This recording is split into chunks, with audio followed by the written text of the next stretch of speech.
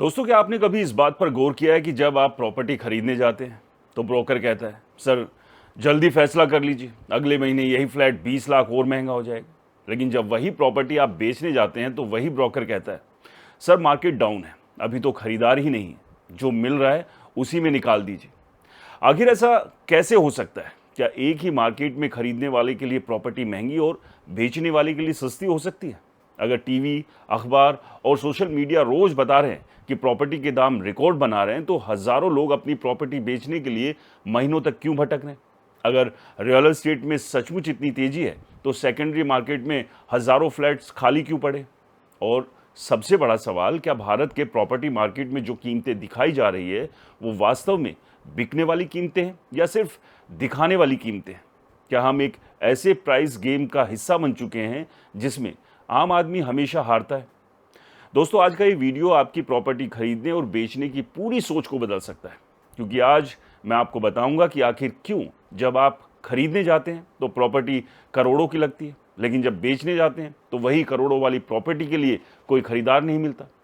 साथ ही हम समझेंगे कि ट्रॉफी प्रॉपर्टी क्या होती है, क्यों कुछ इलाकों में कीमतें आसमान छूती रहती है जबकि दूसरे इलाकों में प्राइस क्रैश साफ दिखाई देता है। कैसे बिल्डर, ब्रोकर और इन्वेस्टर का पूरा इकोसिस्टम मिलकर एक ऐसा माहौल बनाता है जिससे आम खरीदार यानी आपको लगता है कि अगर आज नहीं खरीदा तो जिंदगी भर पछताना पड़ेगा। और सबसे ज़रूरी बात, किस तरह आप खुद इस पूरे खेल की सच्चाई पता कर सकते हैं। तो दोस्तों, इसलिए वीडियो को अंत तक ज़रूर देखिए, क्योंकि बीच में मैं आपको बताऊंगा एक ऐसा तरीका जिससे सिर्फ 30 मिनट की रिसर्च करके आप पता चला लगा सकते हैं कि जिस प्रॉपर्टी के लिए आप 2 करोड़ रुपए देने जा रहे थे उसकी असली मार्केट वैल्यू शायद 1.5 करोड़ भी नहीं है। और सबसे पहले मैं एक बात समझाना चाहूँगा कि प्रॉपर्टी मार्केट कोई ऐसा बाजार नहीं है जैसे शेयर बाजार में हर कंपनी का शेयर अलग चलता है, वैसे ही रियल एस्टेट में हर माइक्रो मार्केट का अपना अलग बिहेवियर होता है। यही वजह है कि अगर नोएडा एक्सटेंशन, ग्रेटर नोएडा, गुरुग्राम की नई सोसाइटियों या कुछ दूर के इलाकों में कीमतों पर दबाव है, तो इसका मतलब ये नहीं है कि दिल्ली के बसंत विहार, गोल्फ लिंक, जोरबाग या कुछ चुनिंदा हाई एंड इलाकों में भी वही स्थिति होगी। उदाहरण के लिए बसंत विहार जैसे इलाके में नई सप्लाई लगभग ना के बराबर है। वहाँ ज़्यादा पुराने मकान और लिमिटेड संख्या में उपलब्ध प्रॉपर्टी है। ऐसे इलाकों में अगर कोई प्रॉपर्टी 2 साल पहले 2.5 करोड़ रुपए में मौजूद थी तो आज 4 करोड़ रुपए की मांग की जा रही है। तो इसे पूरे देश की प्रॉपर्टी मार्केट का ट्रेंड नहीं माना जा सकता। इसे ट्रॉफी मार्केट कहा जाता है।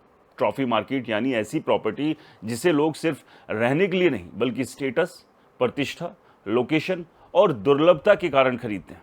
दोस्तों, दुनिया के हर बड़े शहर में ऐसे इलाके होते हैं जहां कीमतें सामान्य बाजार से अलग चलती हैं। मुंबई का मालाबार हिल्स ले लीजिए, दिल्ली में लुटियंस जोन और बसंत विहार के कुछ हिस्से, गुरुग्राम के अल्ट्रा लग्जरी प्रोजेक्ट्स, बेंगलुरु के कुछ प्रीमियम पॉकेट्स, ये सभी उदाहरण हैं। यहाँ खरीदने वाले देश की कुल आबादी के बहुत छोटे हिस्से का प्रतिनिधित्व करते हैं, जबकि इनकम, संपत्ति और खरीदने की क्षमता आम लोगों से बिल्कुल अलग होती है। इसलिए अगर किसी ने गुरुग्राम में 150 करोड़ रुपए, 180 करोड़ या 190 करोड़ रुपए का अपार्टमेंट खरीद लिया तो उससे पूरे बाजार की स्थिति तय नहीं होती। अब आते हैं उस सवाल पर जो लाखों लोग पूछते हैं, अगर बाजार कमज़ोर है तो खरीदते समय कीमतें बढ़ी हुई क्यों दिखाई जाती हैं? तो दोस्तों, इसका जवाब रियल एस्टेट के सबसे बड़े भ्रम में छिपा है। आपको जो कीमत दिखाई जाती है ज़रूरी नहीं है उसी कीमत पर सौदा हुआ भी हो। दोस्तों, रियल एस्टेट में 2 कीमतें होती हैं, एक आस्किंग प्राइस यानी मांगी गई कीमत और दूसरा ट्रांजैक्शन प्राइस यानी जिस कीमत पर वास्तव में रजिस्ट्री हुई। दोस्तों, आम आदमी अक्सर पहली कीमत सुनता है, लेकिन असली बाजार दूसरी कीमत से चलता है। कई बार लोग फ्लैट 2 करोड़ रुपए में लिस्ट होता है, महीनों तक नहीं बिकता, फिर आखिर में 1.5 करोड़ या उससे भी कम में सौदा हो जाता है। लेकिन बाहर दुनिया को यही बताया जाता है कि उस इलाके में 2 करोड़ वाली प्रॉपर्टी चल रही है। यही भ्रम कीमतों को आर्टिफिशियली रूप से ऊंचा बनाए रखता है। अब समझिए ब्रोकर और बिल्डर का पूरा खेल। जब आप खरीदार बनकर उनके ऑफिस जाते हैं तो सबसे पहले आपको डर दिखाया जाता है, सर इन्वेंट्री खत्म हो रही है, अगले महीने नया प्राइस लिस्ट आ जाएगा, पिछले 3 महीने में 15% रेट बढ़ चुके हैं, अभी नहीं खरीदा तो पछताओगे। लेकिन अगर आप उसी ब्रोकर के पास जाकर कहें कि मेरे पास इसी सोसाइटी में फ्लैट है, बेच दीजिए, तब कहानी पूरी बदल जाती है।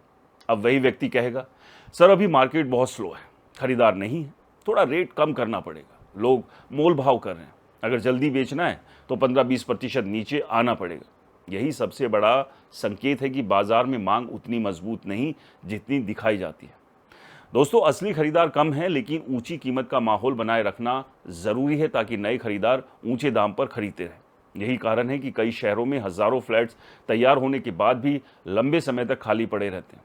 अलग अलग इंडस्ट्रियल रिपोर्ट्स के अनुसार कई बड़े शहरों में तैयार लेकिन अनबिके घरों की संख्या यानी अनसोल्ड इन्वेंट्री अभी भी लाखों में, और कुछ माइक्रो मार्केट में इन्वेंट्री कई महीनों से लेकर सालों तक बिकने का इंतजार करती रहती है। इसका मतलब ये नहीं है कि हर जगह मंदी है, बल्कि ये है कि हर इलाके की कहानी अलग है। जहां सप्लाई बहुत ज़्यादा और ख़रीदार सीमित है, वहां कीमतों पर दबाव आता है। जहां सप्लाई सीमित और ख़रीदार मजबूत है, वहां कीमतें टिक सकती है या बढ़ भी सकती है। यही वजह है कि पूरे भारत के लिए एक ही निष्कर्ष निकालना गलत होगा। लेकिन आम आदमी सबसे बड़ी गलती क्या करता है? वो सिर्फ एडवर्टीजमेंट देखकर फैसला करता है। टीवी पर विज्ञापन आया कि आज खरीदो, कल दोगुना मिलेगा। अखबार में खबर छपी कि फलां शहर में प्रॉपर्टी 25% बढ़ गई। सोशल मीडिया पर वीडियो आया कि रियल एस्टेट गोल्ड से बेहतर इन्वेस्टमेंट है, और बिना ये जांचे कि वास्तव में कितने सौदे हुए, लोग इन्वेस्टमेंट का फैसला कर लेते हैं। जबकि समझदार इन्वेस्टर सबसे पहले सेकेंडरी मार्केट देखता है। वो ये पूछता है कि पिछले 6 महीने में इस सोसाइटी में कितनी रजिस्ट्री हुई, किस कीमत पर हुई, कितनी प्रॉपर्टी अभी भी बिकने का इंतजार कर रही है, कितनी बार कीमत घटानी पड़ी।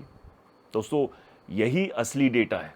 भारत में प्रॉपर्टी की रजिस्ट्री का रिकॉर्ड सरकारी डिपार्टमेंट के पास होता है, और कई राज्यों में ये जानकारी ऑनलाइन भी मौजूद है। अगर कोई व्यक्ति थोड़ा समय निकालकर वास्तविक रजिस्ट्री की कीमत, हाल की बिक्री और आसपास के वास्तविक सौदों की जानकारी जुटाए, तो उसे कई बार विज्ञापित कीमत यानी विज्ञापन में दी हुई कीमत और वास्तविक बिक्री की कीमत के बीच बड़ा अंतर दिखाई दे सकता है। यही वजह है कि अनुभवी इन्वेस्टर सिर्फ पोस्टर देखकर इन्वेस्ट नहीं करते, वो ज़मीन पर जाकर पूछताछ करते हैं। अब सवाल आता है कि क्या पूरे भारत में प्राइस क्रैश हो चुका है? इसका जवाब भी उतना ही इंटरेस्टिंग है। नहीं, पूरे देश में एक जैसा क्रैश नहीं हुआ, और ना ही पूरे देश में एक जैसी तेजी है। रियल एस्टेट हमेशा माइक्रो मार्केट से चलता है। एक शहर में 2 किलोमीटर के अंतर पर 2 बिल्कुल अलग बाजार हो सकते हैं। कहीं मेट्रो, एक्सप्रेसवे, रोजगार और सीमित सप्लाई के कारण मांग मजबूत हो सकती है, तो कहीं हजारों नए फ्लैट्स आने से खरीदार के पास ऑप्शंस इतने ज़्यादा हो सकते हैं कि विक्रेता को कीमत कम करनी पड़े। इसलिए जब कोई कहता है कि पूरे देश में प्रॉपर्टी दोगुनी हो गई या पूरे देश में आधी हो गई, तो ऐसे दावों को सावधानी से परखना चाहिए। दोस्तों, इन्वेस्टमेंट का फैसला हमेशा स्थानीय आंकड़ों के आधार पर होना चाहिए। अगर आप घर खरीद रहे हैं रहने के लिए, तो आपकी प्राथमिकता लोकेशन, फैसिलिटीज़, नौकरी की दूरी, स्कूल, हॉस्पिटल और फ्यूचर की ज़रूरतें होनी चाहिए। लेकिन अगर आप इन्वेस्टमेंट के लिए खरीद रहे हैं, तो सिर्फ ये सुनकर पैसा मत लगाइए कि कीमत लगातार बढ़ेगी। पहले ये देखिए कि किराया कितना मिल रहा है, खाली फ्लैट कितने हैं, भविष्य में नई सप्लाई कितनी आने वाली है, और सबसे इम्पॉर्टेंट, अगर आपको 6 महीने बाद बेचना पड़ा तो क्या खरीदार आसानी से मिल जाएगा? क्योंकि किसी भी प्रॉपर्टी की असली कीमत वही होती है जिस पर कोई खरीदने को तैयार हो, ना कि वो जो ब्रोकर आपको बताता है। इसलिए अगली बार जब कोई कहे कि आज नहीं खरीदा तो कल पछताओगे, तो उससे सिर्फ एक सवाल पूछिए, अगर मेरे पास यही प्रॉपर्टी आज बेचने के लिए हो, क्या आप इसी कीमत पर खरीदार दिला देंगे? अक्सर इसी एक सवाल में पूरे बाजार की सच्चाई छिपी होती है।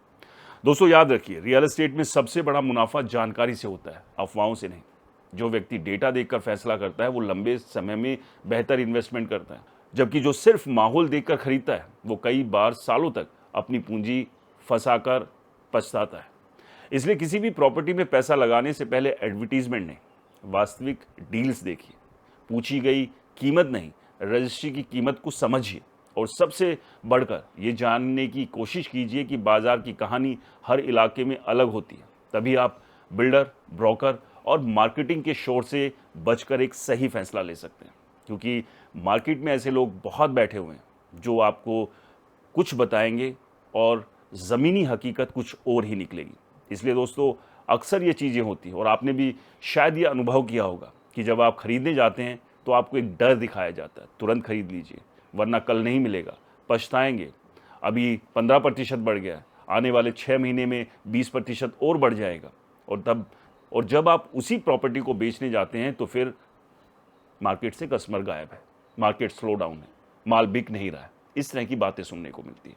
तो इसलिए सोच समझकर जहाँ भी इन्वेस्टमेंट करें अच्छे से मार्केट को देखिए, डेटा को समझिए, वहाँ के हालात को समझिए, ये देखिए कि वहाँ पर आने वाले समय में कितने प्रोजेक्ट्स आ रहे हैं, वहाँ का इंफ्रास्ट्रक्चर कैसा है, पता लगे। आपने एक आलीशान अपार्टमेंट में फ्लैट तो ले लिया, अंदर सारी सुविधाएं, लेकिन घर के बाहर निकलते के साथ ही आप सड़क नहीं गड्ढे के अंदर हैं।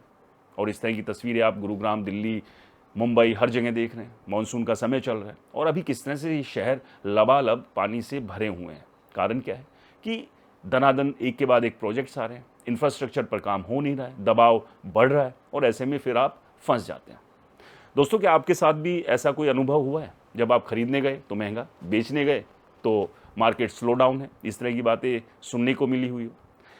अपना अनुभव कमेंट बॉक्स में ज़रूर साझा करें। आपके शहर से आते हैं, आपके शहर की क्या कहानी है वो ज़रूर बताएं। वहाँ पर मार्केट में प्रॉपर्टी के क्या हालात है उसकी भी अगर आप जानकारी दे सकते हैं तो उम्मीद करेंगे कि आप वो ज़रूर कमेंट बॉक्स में लिखिएगा। वीडियो पसंद आया तो इसे लाइक करें, ज़्यादा से ज़्यादा शेयर करें और आपके अपने चैनल को सब्सक्राइब और फॉलो करना बिल्कुल ना भूलें। मिलते हैं अगले वीडियो में, तब तक के लिए इजाज़त, नमस्कार, जय हिंद।